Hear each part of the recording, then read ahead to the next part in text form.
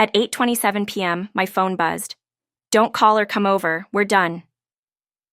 That was my mother. The woman who raised me alone after Dad died. The woman I paid rent for when her health started slipping. I just stared at the screen. For 10 minutes, I couldn't breathe. Then I typed back the only thing I could manage. "Got your last wish." At that moment, I didn't know those 4 words would become evidence. The start of a truth she'd spent years burying. If you're watching this because someone you trusted just shattered your world, please subscribe and comment your location below. You're not alone in this pain. My name is Lena, and for 32 years I thought loyalty was the same thing as love. Mom and I weren't rich, but we were close. Or at least that's what I believed. After my father's car accident when I was 25, I became her everything. I paid the bills, fixed the house, skipped vacations. I told myself it was temporary, that someday things would balance out. But love built on guilt has an expiration date. I just didn't know mine would come by text. Every month for 7 years, I handed over $800 for her mortgage. Every holiday, I canceled my own plans because she needed me. Every relationship I tried to build fell apart because I was always running to her rescue. My friends stopped calling. My career stagnated because I couldn't travel for work, but I told myself this was what good daughters do. This was love. This was honor. The rage I feel now, thinking about those wasted years, it burns like acid in my chest. 7 years of my life, my 20s and early 30s, sacrificed for a lie. 7 years of telling myself I was being noble while she was stealing from me behind my back. If you've ever given everything to someone who saw you as nothing but a resource to drain, subscribe, and tell me where you're watching from. I need to know I'm not the only fool who confused manipulation for motherhood. The day before that message destroyed my world, I'd found a letter from the hospital addressed to my mother. She'd hidden it under a pile of magazines, but I was cleaning out her kitchen drawers. Something I did every week because she claimed arthritis made it too painful. The letter mentioned a private patient account, one that had been receiving deposits for 5 years, all from Dad's old life insurance plan. My hands started shaking as I read those words. That insurance plan had supposedly run out 3 years ago. She'd told me she used every penny to pay the mortgage after Dad died. She'd shown me fake receipts, fake bank statements, fake everything. She'd cried real tears about how broke we were, how she didn't know how she'd survive without my help. And I believed every lie because I wanted to believe that my sacrifice meant something. When I confronted her with that hospital letter, something in her face changed. The mask slipped. For just a moment, I saw who she really was. Cold, calculating, caught. Then she started screaming, called me ungrateful, called me selfish, said I was just like my father, always questioning her, always making her feel small. The venom in her voice, I'd never heard anything like it. This wasn't my mother having a bad day. This was my mother showing me who she'd always been underneath. She threw me out of the house I'd been paying for, told me never to come back. 12 hours later, she sent the text that ended everything. "Don't call or come over. We're done." And you know what the worst part was? Part of me felt relieved. Part of me was grateful she'd finally given me permission to stop carrying her weight. The guilt about that relief still eats at me. Subscribe and comment where you're from if you've ever felt grateful for rejection, because at least it meant the abuse would stop. For a week, I said nothing. But pain has a way of sharpening focus. I couldn't eat, couldn't sleep, couldn't think about anything except that letter and what it meant. So I went to Dad's old lawyer, Mr. Harrison. He was ancient, probably should have retired years ago, but he'd handled all of Dad's affairs. When I walked into his office, he looked at me like he'd seen a ghost. "I thought your mother told you," he said, and my blood turned to ice. "Told me what?" I asked, though I already knew I didn't want the answer. He pulled out a sealed envelope from Dad's file, yellowed with age, addressed to me in Dad's handwriting, never delivered. Inside was a copy of his will. Half of everything, including the insurance money, was meant for me. My father had left me almost $100,000. Money that would have paid off my student loans, bought me a house, given me the freedom to build a real life. Money that my mother had stolen while telling me we were broke. Money she'd used to fund her comfortable lifestyle while I scraped by, sending her every spare dollar I had. The lawyer's voice sounded like it was coming from underwater as he explained how my mother had told him I refused the inheritance. She'd signed paperwork on my behalf, forged my signature on a release form that transferred everything to her. She said you were too grief-stricken to handle financial matters, he said. Said you just wanted her to take care of everything. I started laughing, not because anything was funny, but because the alternative was screaming until my throat bled.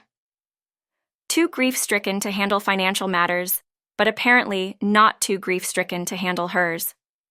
Subscribe and let me know where you're watching from if you've ever discovered that someone you loved saw you as nothing but a mark to con.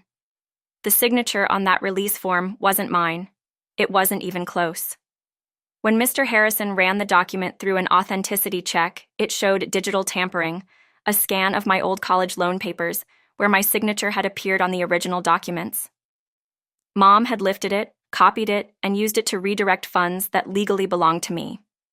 And she'd done it years ago, right after Dad died, while I was still crying myself to sleep every night. All those nights, she said, we barely have enough to keep the lights on.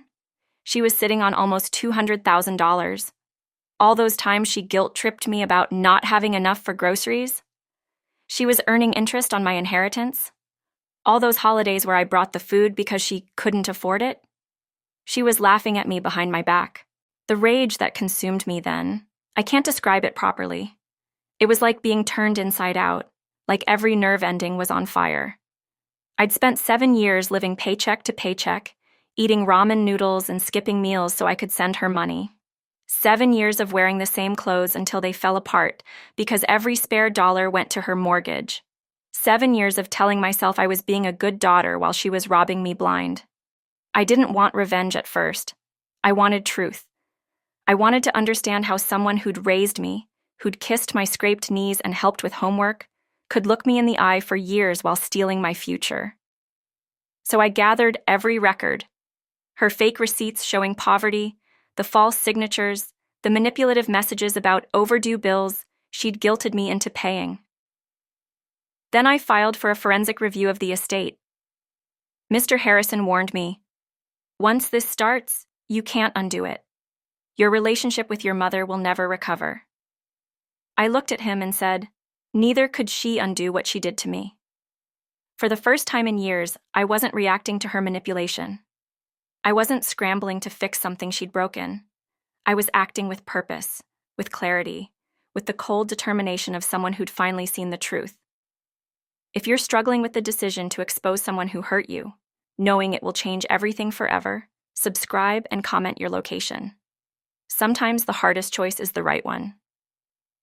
The investigation took 2 months. 2 months of lawyers, forensic accountants, and digital analysis experts tearing apart years of financial records. 2 months of discovering just how deep her deception went. She hadn't just forged my signature once, she'd done it multiple times, on different documents, redirecting various benefits and accounts that should have been mine. During those 2 months, she tried calling me, left voicemails crying, apologizing, saying she could explain everything. But her explanations kept changing. First, she'd done it to protect me. Then she'd done it because I was too young and irresponsible. Then she'd done it because she deserved the money after everything she'd sacrificed. Each lie revealed more of who she really was. 2 months later, she invited our relatives for a family dinner. My aunt, my uncle, my cousins, people I hadn't seen in years because I'd been too busy being her personal ATM. I wasn't supposed to come, of course. She'd told them I was going through a difficult phase and being unreasonable about money. But the investigator insisted I show up. He said public accountability was often the only thing that worked with manipulators. I sat in my car outside her house for 20 minutes, watching through the windows as my family laughed and ate dinner. Dinner I wasn't invited to. Dinner served in the house I'd been paying for. Dinner bought with money she'd stolen from me. The fury was so intense I thought I might pass out, but I waited until dessert was served, just like the investigator told me to. When the court officer knocked on the door, I was standing quietly by her fence, watching. I saw her face through the window when she opened that summons. Fraud, forgery, estate tampering. I saw the confusion, then the fear, then the desperate scanning of faces around her dinner table. When her eyes found me through the window, standing there in the shadows, I watched her whole world collapse in real time. She stumbled back to the dining room, her voice breaking. "Lena, what have you done?" I walked to the front door, looked at my confused relatives, and said softly, "I just granted her last wish. She told me not to come over, so I came for the truth instead." The silence in that room was deafening. My aunt demanded to know what was happening. My uncle started reading the summons over my mother's shoulder. My cousins just stared as years of lies began unraveling in front of their eyes. And my mother, the woman who'd raised me, who'd taught me about honesty and integrity, just stood there exposed as the fraud she'd always been. Subscribe and tell me where you're from if you've ever had to choose between protecting someone's reputation and protecting your own sanity. Mom's case never went to trial. The evidence was overwhelming. Faced with criminal charges and the certainty of conviction, she signed everything back. My inheritance, plus interest, plus penalties. Almost $300,000 that should have been helping me build a life for the past 7 years. But the money didn't matter anymore. By then, I understood that this was never about money. It was about power, control, and her absolute belief that she owned me. I used every penny of that inheritance to start a scholarship fund in Dad's name, for daughters caring for aging parents who might be getting manipulated the way I was, because I learned that what happened to me wasn't rare. There are thousands of us out there, adult children being financially and emotionally drained by parents who see love as something their kids owe them, not something they should earn. My mother moved to another state after the legal proceedings ended. She couldn't face the family, couldn't face the neighbors who'd all heard about the fraud charges. Good. I hope her shame follows her everywhere she goes. I hope she wakes up every morning remembering what she lost when she chose greed over love. We haven't spoken since that night. Every few months, she sends a single text. "Are you okay?" I never answer. Because I am okay now, and that's exactly what she can't stand. She wants me broken, wants me crawling back, wants me to forgive her and pretend none of this happened. But I'm done performing forgiveness for people who've never earned it. People ask if I regret exposing her, if I feel guilty about the criminal charges, about destroying her reputation, about making her move away from everything familiar. And you know what? I don't. Not even a little bit. Because love without honesty is just a performance, and I was tired of being the audience to her one-woman show of victimhood. The hardest part wasn't losing my mother. It was realizing I'd never had her to begin with. The woman I thought I knew, the woman I'd sacrificed everything for, was just a character she played when she needed money. The real her was cold, calculating, perfectly willing to steal my future to fund her comfort. And she would have taken it to her grave if I hadn't found that hospital letter. If you're watching this and recognizing yourself in my story, if someone you love has been treating you like their personal piggy bank while playing the victim, subscribe and comment where you're from. You deserve better than being someone's financial and emotional slave. That message, "Don't call or come over, we're done," used to break me. I read it over and over that first night, crying until I couldn't breathe, wondering what I'd done wrong. Now it reminds me of the day I stopped confusing silence for peace, manipulation for love, and guilt for loyalty. Now I read it as the moment she accidentally set me free. When I texted back, "Got your last wish," I thought I was ending a relationship. But really, I was ending my blindness. I was choosing truth over comfort, justice over fake peace, self-respect over the approval of someone who'd never respected me at all. Sometimes losing a parent's approval is the only way to inherit your own life.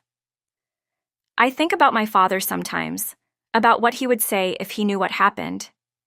I think he'd be proud that I fought for what was mine, that I didn't let her get away with stealing from both of us. I think he'd be disappointed that the woman he loved turned into someone who could look our daughter in the eye while robbing her future. But mostly, I think he'd want me to be happy. And for the first time in 7 years, I am. The anger is still there. It probably always will be. But it's clean anger now, righteous anger, the kind that motivates instead of destroying. I channel it into helping other people recognize the signs of financial abuse from family members. I use it to fund scholarships for young women who need to escape situations like mine. I let it remind me that setting boundaries isn't cruel. It's survival. Subscribe and let me know where you're watching from if you've ever had to choose between your peace and someone else's comfort. Your story matters, your healing matters, and you're stronger than you know. Some days I wonder if she ever really loved me, or if I was always just a resource to exploit. Some days I wonder if she tells people I'm the ungrateful daughter who abandoned her in her time of need. Some days I wonder if she's learned anything, if she has any regrets, if she understands the magnitude of what she destroyed. But those days are getting fewer, because I've learned that wondering about the motivations of people who hurt us is just another way of staying trapped in their story. I have my own story now. I have my own life, my own money, my own choices. I have relationships built on honesty instead of obligation. I have peace instead of chaos. And every time my phone buzzes with one of her pathetic "Are you okay?" messages, I'm reminded of how okay I actually am, how much stronger I've become, how much clearer I can see, how much better my life is without someone in it who saw my love as weakness to exploit. If she'd just been honest from the beginning, if she'd said, "Your father left you money, but I need help with expenses. Can we work something out?" Maybe we could have found a solution that respected both of us. But she chose deception. She chose manipulation. She chose to steal rather than ask, to lie rather than trust, to control rather than love. So when she sent that final text telling me we were done, she was right. We were done. We'd been done from the moment she forged my signature and decided my inheritance belonged to her. We'd been done from the moment she looked at her grieving daughter and saw a mark instead of a person who needed support too. The woman who raised me died the day she chose greed over integrity.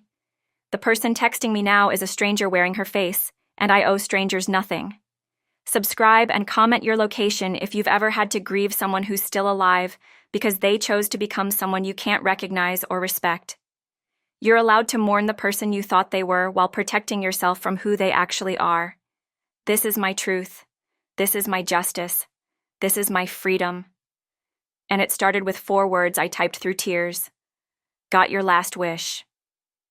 Sometimes the end of everything you thought you wanted is the beginning of everything you actually need.